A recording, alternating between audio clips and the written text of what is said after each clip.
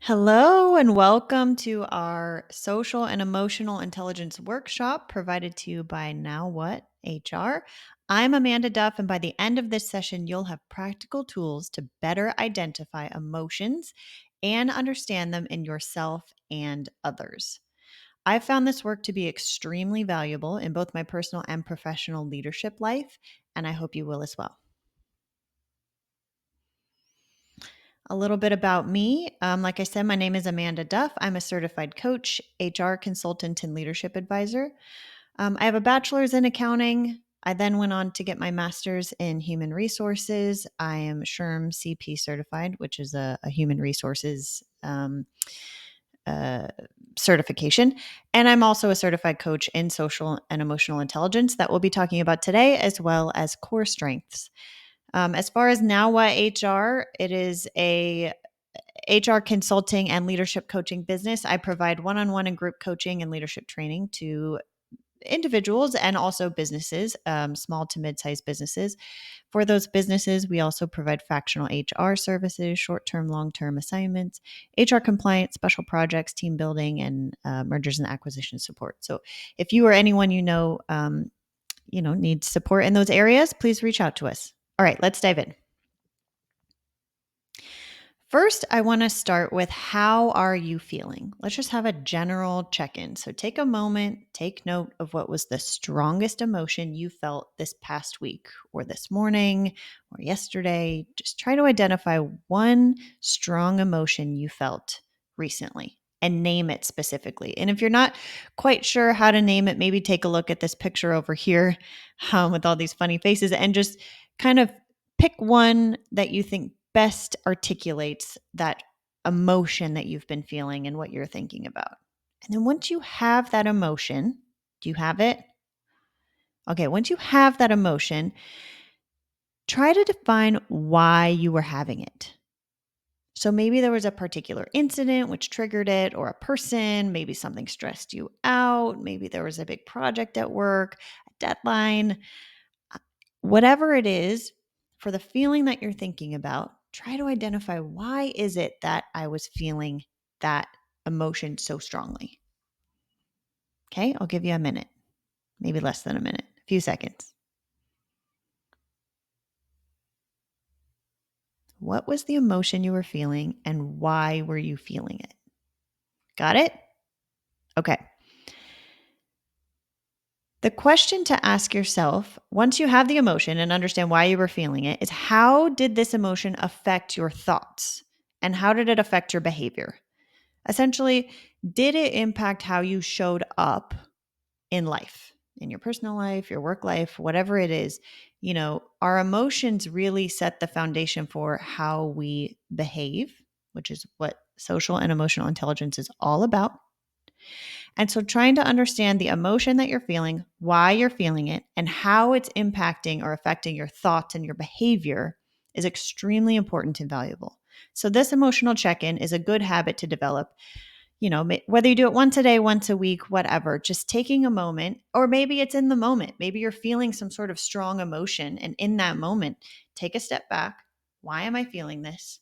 How is it affecting my thoughts and behavior? And is this how I want to show up? Right?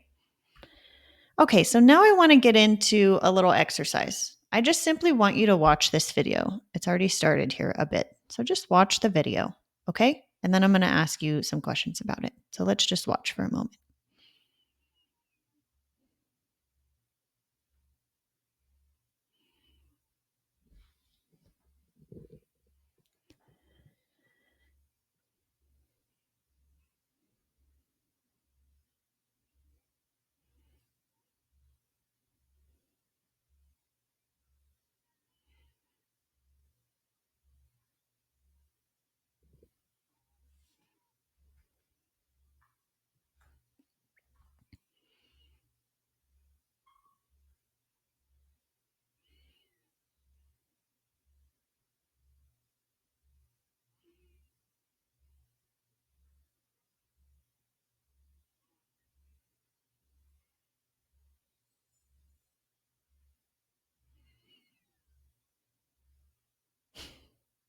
All right.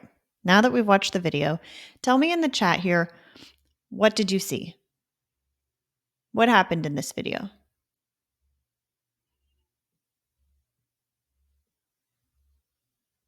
Put it in the chat here so we can talk about it. But what did you see? Did you notice anything?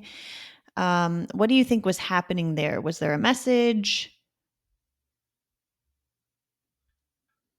There's no right or wrong. This is no judgment here. We're just looking for some sort of response. And what did you see? And the trick is, this video is just shapes moving around the screen in a random manner. So this video was created as part of a psychological study to prove a point. Okay. The group of people that made this video simply put in an algorithm or a code, whatever, to just have shapes move around the screen sporadically. There is no purpose, point, there's no moral, there's no conflict, there's no nothing. It's just random shapes moving around the screen in a random manner. But the point is, we as humans all tell stories. It's how we make sense of the world. So, what does this have to do with social and emotional intelligence? Well, we're always telling a story to ourselves, to the world around us. The question is, do we understand our own story? Do we understand the story of others? Can we control the impact of our story on us? And can we control the impact of shared stories on others? So, what's your story? Because you better believe if we're telling stories to ourselves about shapes moving around on a screen, then we're telling stories about the people we interact with. We all tell stories, right? You are telling yourself a story about me right now based on how I look, how I'm presenting. You have stories that you're telling yourself about you and those you work with, and those stories tend to drive our emotions and behaviors. So we have to be really clear on what those stories are and why we're telling them, and making sure that we're always assessing whether or not they're accurate. Emotional intelligence is the key to helping us understand these stories. And like I said, to ensure the stories are accurate, serving us and others well. So, what are the stories you're telling about yourself regarding your skills, abilities, relationships at work or at home? What stories are you telling yourself about those around you? Maybe your team members, your colleagues, your peers, your family members, etc. Maybe take a moment and think about it. Think about either yourself or somebody in your life, and just take a moment to jot down, whether you have a piece of paper or maybe pull up a Google Doc or something, and just write down, what is the story that you're telling yourself about either you or somebody that you know. And then try to assess, are these stories accurate? Are they serving you well? And are they serving others well? So I'm just going to give you a minute right here just to take a moment, think about the story you're telling yourself about you or others. Are they accurate, serving you well, or are they serving others well? So just take a moment here.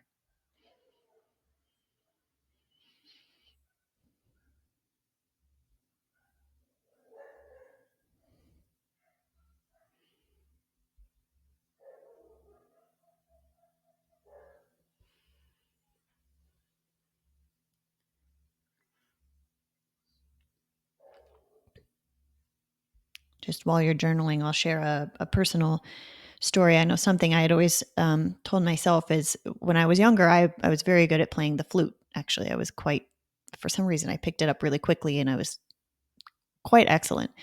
Not to toot my own horn, but I think I was very good for my age. And then, for one reason or another, I dropped it and I didn't play for probably 10 years.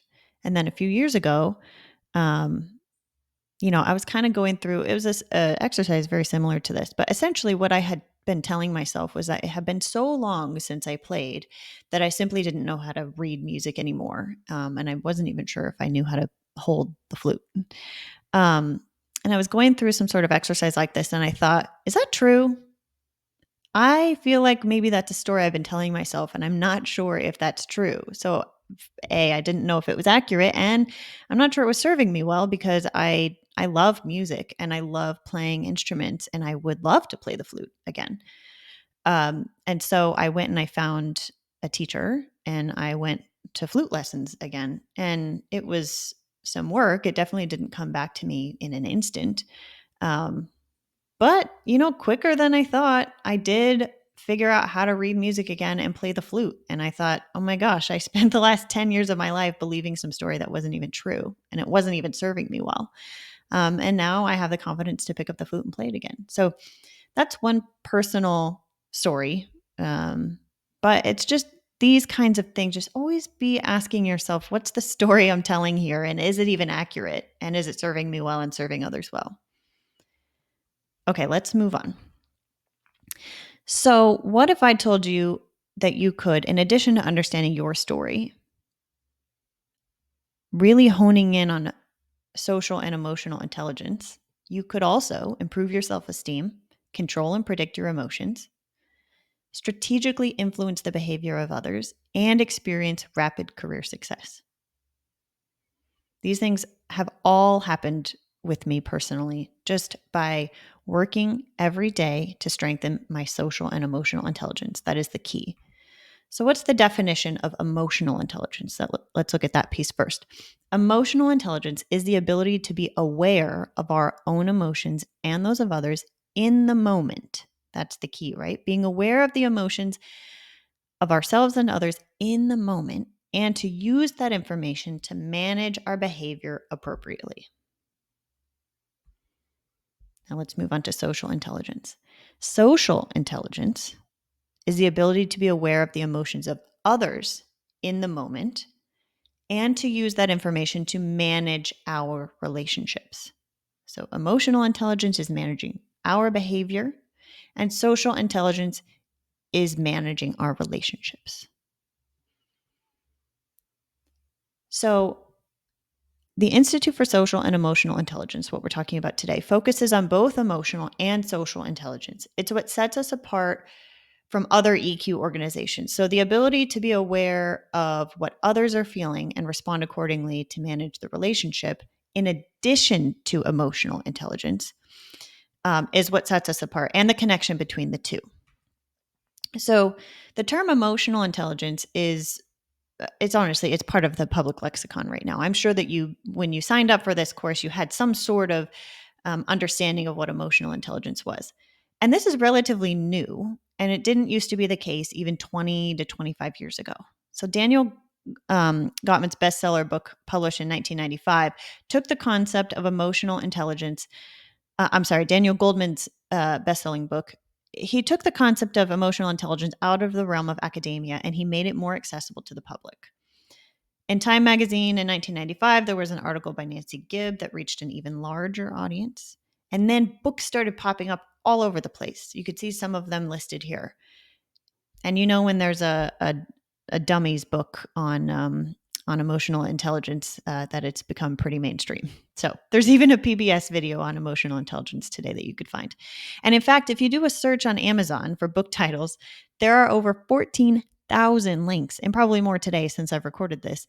On Google, you'll get over 10 million hits on emotional intelligence. So my point is with this, that emotional intelligence is very, very popular. But the key is understanding how to use it. And as much as we talk about emotional intelligence, what about social intelligence? To be effective and successful, we need to focus on social intelligence in addition to emotional intelligence. And social intelligence is the ability to read what others are feeling in the moment and act in a way that builds the relationship. Right? So, like this slide says here, think back on your last conflict. It doesn't have to be a big conflict, could be any small, medium, whatever, any sort of conflict. Were there other people involved? Most likely, the answer is yes. So, the Institute for Social and Emotional Intelligence focuses on 4 quadrants. And the 4-quadrant model is based on the work of Daniel Goleman, and it's in use in 75% of Fortune 500 companies today. I prefer this model over others because people can really grasp it. I can really grasp it. It's easy for me to understand. And it speaks to the social intelligence aspect as well as the emotional intelligence. So when reviewing each quadrant, we need to understand that the final quadrant here is relationship management rather than other management, right? So you'll see there's self-awareness, other awareness, self-management, but it's not other management, it's relationship management. Okay. So each quadrant is built of various social and emotional intelligence competencies. So if you were to do the assessment with me, there's an assessment that goes with this, you would literally be scored in each one of these competencies, and we would be able to dig in on how each area impacts your social and emotional intelligence and see if you're improving your awareness of any particular competency, or if improving awareness on any particular competency would help you achieve your goals more intentionally. So let's take a look at each of these quadrants. Okay, self awareness. Self awareness is the ability to identify what I'm feeling and why I'm feeling it. So let's take an example from a client of mine. We'll call her Sarah. Sarah was getting really frustrated when her colleague interrupted her in meetings. After reflecting on it, she realized that it wasn't just the interruptions that bothered her, but it was the feeling of not being heard. Right? So she noticed that she was frustrated, and then she figured out why she was frustrated. She was frustrated because she was being interrupted, but more than that, she was not being heard.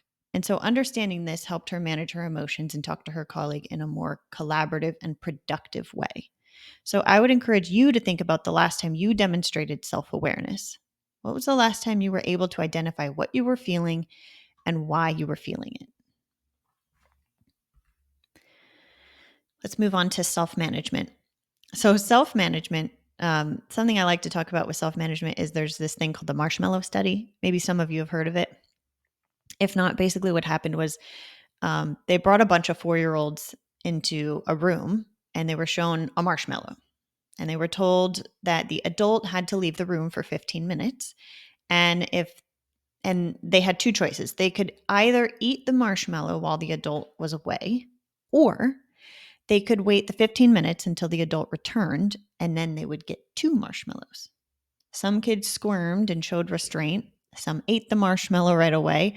It was an experiment of impulse control, which is exhibited in self management at a very young age. And they studied these kids for years and found that those with more self management scored higher on SATs and other factors. And I do need to note that the studies have been debunked since because of things like they didn't take in certain factors such as hunger, social, economic status, peer pressure, diversity, etc., which are all very important. And those were not taken into account. But nevertheless, I think it teaches us a valuable lesson of self management. And it's actually a very cute video. So if you wanted to go watch the full video, you could go to YouTube and find it. It's from the PBS NewsHour titled Resisting the Marshmallow and the Success of Self-Control. Okay, other awareness. Remember that other awareness is being able to identify the emotions of others in the moment, the ability to perceive, understand, and sense the emotions, needs, goals, thoughts, behaviors, culture, and perspective of others in various social settings. And lastly, relationship management. And like we talked about, note that this is not other management, it's focusing on your relationship with others. So, relationship management involves being able to understand the emotions, perspectives, and motivations of others, and the ability to maintain strong, positive relationships with others by understanding their needs, communicating effectively, and managing conflicts constructively. Some people are born with high social and emotional intelligence, but by actively working with these domains, we can improve our social and emotional intelligence. Okay. It's just like anything, like going to the gym, getting fit. It takes reps, it takes work, it takes commitment. And you also can get better, stronger at social and emotional intelligence if we work at it diligently. Okay. Emotions in general get a bad rap. I get it. But remember, it's not the emotions that are the issue. It's the behaviors we exhibit when we're feeling the emotions that are the issue. That's why it's so important to be able to identify the emotion and why we're feeling it so it can help direct our behavior in a productive way. So, just a bit more, in case you're not totally sold on the social and emotional intelligence, here's just some more data to try to drive the point home here. In 2024, you'll see the top 10 in demand skills were strategic thinking, negotiation, persuasion, presentation skills, critical thinking, mentoring, emotional intelligence, innovation, financial management, resilience. Each one of those 10 in demand skills, with maybe the exception of financial management, were all social and emotional intelligence skills. And improving our social and emotional intelligence competencies would help us improve our skills in each one of these areas. So they're very in demand for companies, for leadership. So Daniel Goleman's research found that 80 to 90% of high performers in the C-suite are differentiated by high emotional intelligence. And moreover, emotional intelligence is twice as important for predicting performance in executives than technical skills or IQ. And I see this all the time in my coaching clients when I'm helping to interview for things. Really honing in on the emotional intelligence skills are what's going to differentiate a good candidate from a great candidate, right? So, the two biggest driving factors in whether an executive will further or derail their career: emotional and social intelligence. It's the ability to establish strong interpersonal relationships and the ability to adapt and develop during periods of change. Strong emotional intelligence indicates executives are more likely to succeed, and in fact, they believe emotional intelligence is a better predictor of success than either relevant previous experience or high IQ. It's so important. So if you can invest in your social and emotional intelligence, you will be successful. So I want to do a little exercise right now. Okay, so maybe take out a sticky note if you have one, or again, maybe that piece of paper that we worked with earlier, or that Google Doc, whatever it is. I want you to think of an individual in your life who's had a tremendous positive impact on you, either personally or professionally. Maybe it's a friend, a family member, a mentor, supervisor, colleague. I even have like different podcast hosts or authors that I think of sometimes in this exercise. Just think of somebody that's had a positive impact on your life and write down the attributes that make this individual so successful or special, in your life. So what are the qualities that make you admire this person? Why do you like them? Why do you look up to them? Why do you keep them around? And you can jot down as many attributes as you'd like. And when you're done with this, just set it aside and we'll come back to it later, okay? So I'm going to give you a minute. Think about an individual in your life who's had a positive impact on you.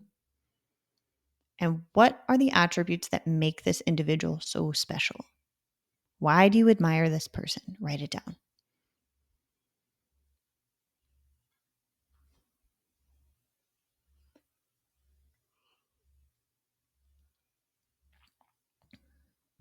Try to write down maybe at least 3.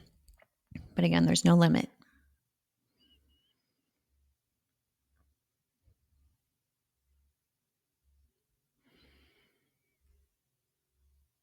Okay, once you have that, remember, keep it, and we're going to come back to it, okay? So social and emotional intelligence is all about behavior. If this diagram represents a person, we're all made up of certain elements.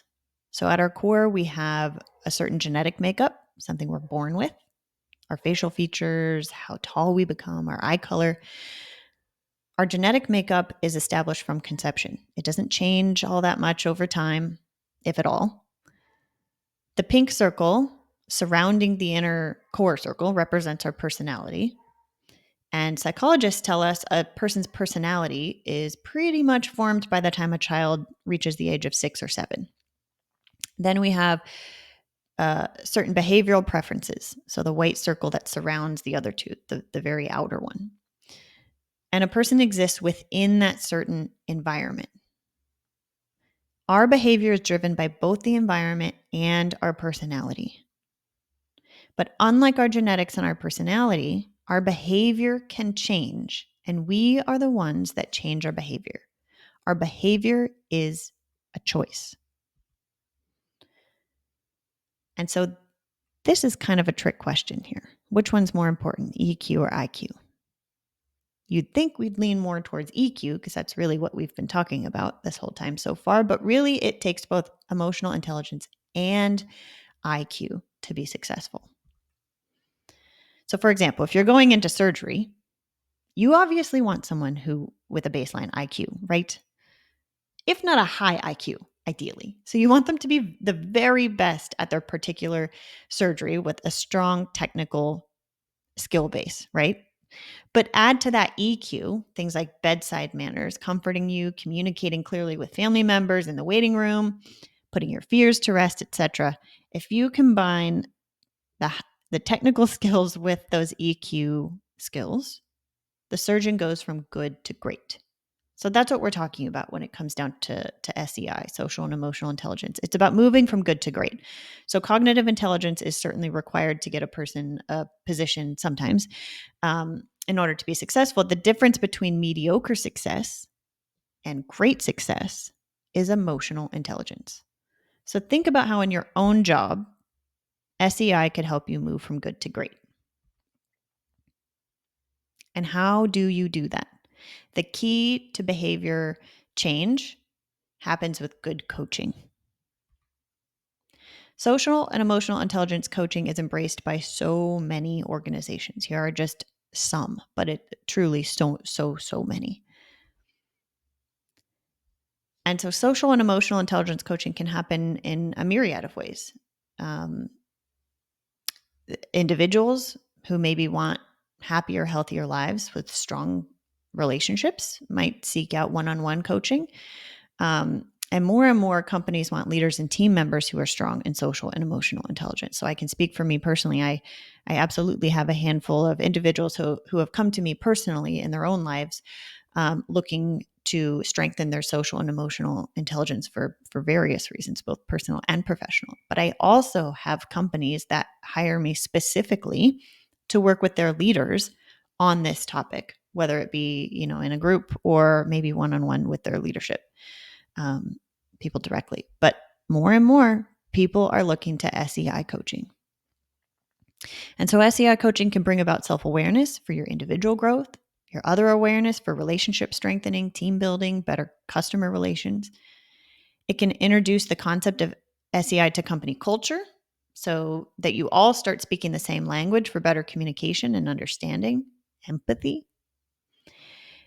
And it can help you with the development of discussions and training to create ongoing improvement. So growth for company and personal relationships. And if that all wasn't convincing enough why social and emotional intelligence is so important and why I've personally found it so helpful for my personal success, there are also real health and wellness and relationship benefits that come from understanding social and emotional intelligence. Like this work has made me a better person in general, not just a better leader, a better person. I think it's made me a better spouse, a better mom, a better friend. So if you're interested in learning more about this, you can reach out to me and I'd be happy to send you more information. But I wanted to quickly highlight some of the health and wellness benefits that also can come from this. But for the purpose of our time today, I want to focus on the impact of employee engagement. So let's revisit the attributes exercise. Pull out those sticky notes, that Google Doc, the piece of paper, whatever you use to write down the attributes of the person that has impacted your life. I want you to look at the words that you wrote. And I want you to evaluate whether each of those attributes listed fell under EQ or IQ. So let's take a moment in the chat. Just write down some of the words that you wrote down. I'd love to see them. Maybe it was maybe they're very smart. Maybe they're very kind. Maybe they are a good listener. Maybe they think about you and they're always kind of looking out for you. Show me some of the words that you wrote down. I'd love to just chat about them together. And then I want you to tell me, in addition to the words, I want you to tell me whether they fell under EQ or IQ, because I bet that most, if not all, of the attributes you listed fall under EQ. And it's just a great reminder, if ever you are wondering how important social and emotional intelligence is, I highly suggest that you do this exercise because we can get so caught up in some of these, um, surface level things, right? How do I look? What am I wearing? What does my hair look like? What does my makeup look like? How is somebody perceiving me? Those kinds of things. At least I certainly think about them even when I'm doing this training, I think about them. But when I think about the people that have had the biggest impact of my life and I write down why, I'm not writing down things like she has great hair or he's very well dressed. It's not those things. It's they care about my development. They're very smart. They have great insight. They um, give me really great tools to be successful. It's usually things like that, which are more EQ related, has nothing to do with their physical appearance or anything surface level. And we've done this exercise over and over again, and the results always come out the same. So it just goes to show you how important and impactful high emotional intelligence is. All emotions can be helpful if we learn to tune into them. They are telling us something that's going on within us. It's what we do with them where we get into trouble. So I know if I'm feeling an emotion and I go and I act on something without taking a moment to think, why am I feeling this? I can get into some hot water. It's like the lesson in my life that I keep having to learn and relearn. So this is a really intentional practice for me. Identifying what I'm feeling and why I'm feeling it, and the thoughts that I attach to that feeling, and then the behaviors that I exhibit. So emotional intelligence can help us make better choices going forward. We have the ability to make significant improvements in emotional intelligence by rewiring how our brain processes our emotions. It just takes active practice. Oops. And the goal is not to be perfectly emotional intelligent. I can tell you I've been working on my own social and emotional intelligence for years, and I am not perfect. There are some days where I just am not. I didn't do that very well when I go back and reflect on it. Some days I'm better than others. It's a constant practice that I always have to have in front of me. And again, the goal is not to be perfectly emotional intelligent. It truly is a lifelong process of growth and development. And sometimes when we work on one competency, others slip. And that's okay. And that's normal. The key is to build your awareness and then practice, practice, practice. One of my favorite quotes here is by Bill Davies. He says, I can be emotionally intelligent one moment and emotionally stupid the next. So, developing emotional intelligence is about being more emotionally intelligent more of the time. And that's so true. So, congratulations. You have completed our social and emotional intelligence workshop. Again, this is just a very high level, very quick overview of social and emotional intelligence. There's absolutely so much more that we could dive into. I could probably talk all day about all these different competencies. But for the interest of today, I just wanted to introduce the topic to you and highlight some key things about social and emotional intelligence.